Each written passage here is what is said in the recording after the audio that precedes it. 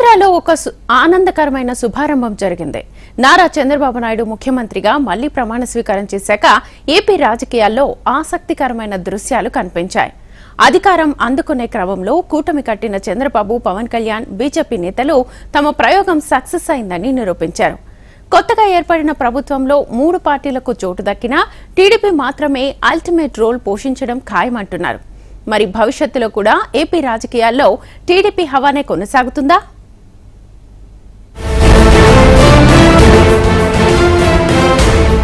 కడలి కెరటాలే తమకు ఆదర్శం అంటారు పాజిటివ్ థింకర్స్. ఎందుకంటే కెరటం కింద పడ్డా మళ్లీ లేస్తుంది కాబట్టి.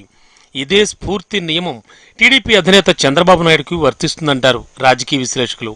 40 ఇయర్స్ ఇండస్ట్రీ నుంచి 50 ఇయర్స్ దిశగా పయనిస్తున్న అచ్చం కెరటంలాగే ఆయన రాజకీయ ప్రస్థానం కొనసాగుతోందంటారు. 2014లో రాష్ట్ర విభజన తర్వాత ఆంధ్రాకు తొలి సీఎం అయ్యి ఆ ప్రాంతాన్ని అభివృద్ధి ఒడిన పడేసే అద్భుతమైన అవకాశం చంద్రబాబుకు వచ్చింది. అయితే అనేక కారణాల చేత అవకాశాన్ని బాబు సరిగ్గా ఉపయోగించుకోలేదంటారు. అందుకే 2019లో అధికారాన్ని చంద్రబాబు నుంచి జగన్కు అప్పగించారు. దీంతో టీడీపీ ఎన్నడూ లేని ఒత్తిడిని ఎదుర్కొంది. ఇక చంద్రబాబు నాయుడు పని కూడా అయిపోయింది అనుకున్నారు. సరిగ్గా 5 ఏళ్లు తిరిగిపోయి మళ్లీ ఎన్నికలు వచ్చేటప్పటికీ ప్రజల తీర్పు అనూహ్యంగా మారిపోయింది. మళ్లీ సీఎం చంద్రబాబే అయ్యారు. మొదటి 5 ఏళ్లలో అనుసరించిన తీరు వల్లే రెండో 5 ఏళ్ల అధికారం కోల్పోయామన్న నిర్ణయానికొచ్చిన చంద్రబాబు ఈసారి పవర్ పగ్గాలు చేపట్టాలంటే పాత పొరపాట్లు అధిగమించాల్సిందే అని పంతం పట్టారు. ఫలితం కూటమిని సాకారం చేసి అద్భుతమైన విజయాన్ని అందుకున్నారు. ఏపీ ప్రజల ఆశలు తీర్చే అవకాశాన్ని మళ్లీ అందుకున్నారు. చంద్రబాబు నాయుడు అనే నేను శాసనం ద్వారా నిర్మితమైన భారత రాజ్యాంగం పట్ల నిజమైన విశ్వాసం, విధేయత చూపుతానని, ప్రజలందరికీ న్యాయం చేకూరుస్తానని దైవ సాక్షిగా ప్రమాణం చేస్తున్నాను. చంద్రబాబు రెండో ప్రమాణ స్వీకార మహోత్సవంలో గతంలో కనిపించిన దృశ్యం సందడి చేసింది. నారా పరివారం, నందమూరి పరివారం, కూటమి పరివారం అంతా ఒక్కటైన దృశ్యం. ఓ రకంగా చెప్పాలంటే రాజకీయ మనోహర దృశ్యమే అంటున్నారు విశ్లేషకులు. కేంద్రం నుంచి ఎన్డీఏ కీలకమైన నేతలు ప్రధాని మోడీ, అమిత్ షా, జేపీ నడ్డా, మాజీ ఉపరాష్ట్రపతి వెంకయ్యనాయుడు సహా ఇతర బీజేపీ నేతలు కేసరపల్లి ప్రాంగణంలో కేక పుట్టించారు.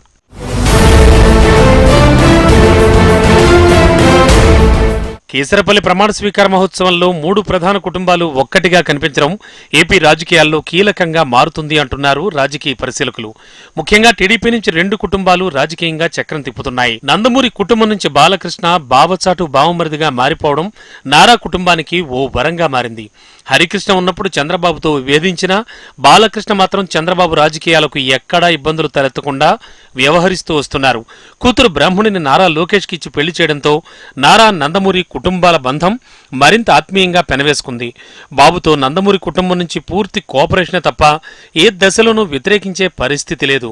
ఇప్పుడు చంద్రబాబు ఫోకస్ అయినా, బాలకృష్ణ ఫోకస్ అయినా నారా లోకేష్ ను రాజకీయంగా రాణించేలా చేయడమే అంటున్నారు రాజకీయ విశ్లేషకులు.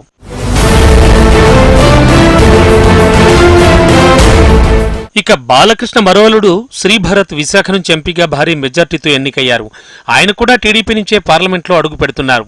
2019 లోక్సభ ఎన్నికల్లో కూడా శ్రీభరత్ పోటీ చేసిన స్వల్ప తేడాతో ఓడిపోయారు. కానీ ఇప్పుడు 4.5 లక్షల పైచిల కోట్లతో బంపర్ మెజార్టీ సాధించడం విశేషం.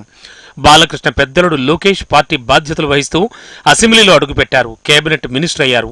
ఇంతకుముందు లోకేష్ పార్టీని నడిపించగలరా అన్న అనుమానాలు వెనక్కి నెడుతూ తన సామర్థ్యం ఎలాంటిదో ప్రజాక్షేత్రం ద్వారా నిరూపించుకున్నారు లోకేష్. గీతం విద్యా సంస్థలు నిర్వహిస్తూ సక్సెస్ఫుల్ బిజినెస్ మ్యాన్ గా రాణిస్తోన్న మరో అల్లుడు శ్రీభరత్ టీడీపీకి, చంద్రబాబుకు సైనికుడుగా పనిచేస్తున్నారు.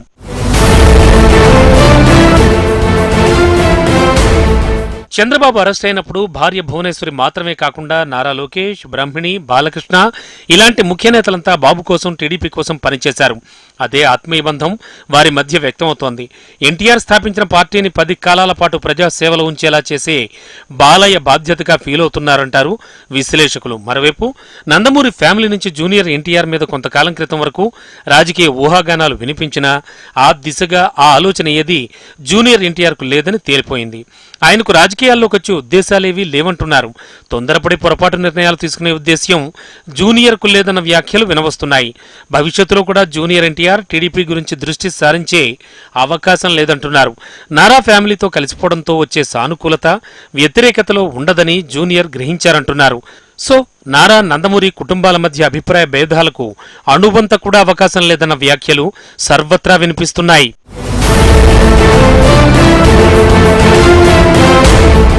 ఆ విధంగా ఆ రెండు కుటుంబాలు ఒకటే ముందుకు సాగుతుండగా ఇప్పుడు కొణిదెల ఫ్యామిలీ కూడా ఏపీ రాజకీయాల్లో కీలక పాత్ర పోషించే సందర్భం తలెత్తిందంటున్నారు. ఒకప్పుడు కొణిదెల కుటుంబం నుంచి ప్రజారాజ్యం స్థాపించి రాజకీయ వాటా కోసం దూసుకొచ్చిన చిరంజీవి ఆ తరువాత కొంతకాలానికే కాడి కింద పడేశారు.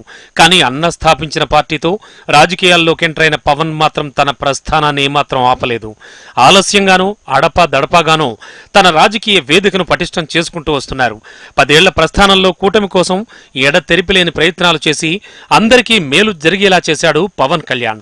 ఏపీలో మొదటిసారిగా కూటమికి పట్టం గట్టించి తాను అసలైన సేనాని అనిపించుకోవడం విశేషంగా చెప్పుకోవాలి. కొణిదెల పవన్ కళ్యాణ్ అనే నేను ఆంధ్రప్రదేశ్ రాష్ట్ర మంత్రిగా నా పరిశీలనకు వచ్చిన లేదా నాకు తెలియవచ్చిన ఏ విషయాన్ని నా కర్తవ్యాలను సక్రమంగా నిర్వహించేందుకు అవసరమైన మేరకు తప్ప ప్రత్యక్షంగా గాని పరోక్షంగా గాని ఏ వ్యక్తికి లేదా వ్యక్తులకి తెలియపరచనని లేదా వెల్లడించనని దైవ సాక్షిగా ప్రమాణం చేస్తున్నాను. అప్పట్లో చిరంజీవి సొంతంగా పోటీ చేసి అధికారాన్ని ఆశించారు. కానీ పవన్ సొంతంగా మ్యాజిక్ చేయాలనే అత్యుత్సాహానికి పోకుండా అంతా కలిస్తే అద్భుతాలు సృష్టించవచ్చని ప్రయోగపూర్వకంగా నిరూపించారు. చంద్రబాబు జైల్లో ఉన్నప్పుడే ఆయన్ని పరామర్శించొచ్చి కూటమి గురించి బహిరంగ ప్రకటన చేశారు. అయితే ఆ రోజు పవన్ చర్యను వ్యూహంలేని తొందరపాటు చర్యగా పలువురు అభివర్ణించినా తన స్టాండ్ సరైందే అంటూ రిజల్ట్ వచ్చాకే రుజువు అవ్వడం విశేషం. ఇక ఈ చర్యతో టీడీపీకి చంద్రబాబుకు పవన్ బయట ఫ్యామిలీ నుంచి వచ్చిన ఆత్మీయ వ్యక్తి అయిపోయారు. నారా నందమూరి ఫ్యామిలీలు కలిసి ఉండడం పెద్ద విషయం కాకపోయినా నారా కొణిదెల ఫ్యామిలీలు కలిసి ఉండడం మాత్రం ఖచ్చితంగా విశేషమే అంటున్నారు రాజకీయ పరిశీలకులు.